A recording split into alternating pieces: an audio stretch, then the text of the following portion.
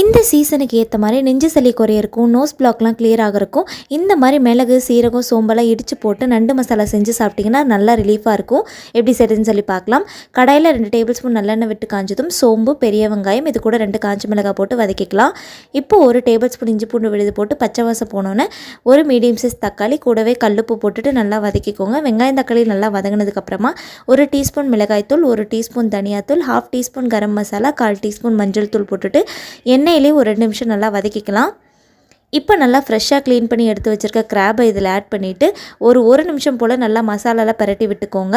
இப்போ ஒரு 1/2 டம்ளர் அளவு தண்ணி ஊற்றிட்டு 10 நிமிஷம் மூடி வச்சு குக் பண்ணிக்கலாம். அதுக்குள்ளேயே நம்ம இடிக்கல்ல 1 டேபிள் ஸ்பூன் மிளகு, 1/2 டேபிள் ஸ்பூன் சோம்பு, 1/4 டேபிள் ஸ்பூன் சீரகம் போட்டு நல்லா இடிச்சுக்கோங்க. இந்த மாதிரி இடித்து ஆட் பண்ணும்போது அதோட டேஸ்ட்டும் சூப்பராக இருக்கும். இப்போ அந்த நண்டில் ஆட் பண்ணிவிட்டு ஒரு 5 நிமிஷம் போல் நல்லா கலந்துட்டு கடைசியாக கருவேப்பிலை தூவி சர்வ் பண்ணிங்கன்னா சூப்பரான நண்டு மசாலா ரெடி.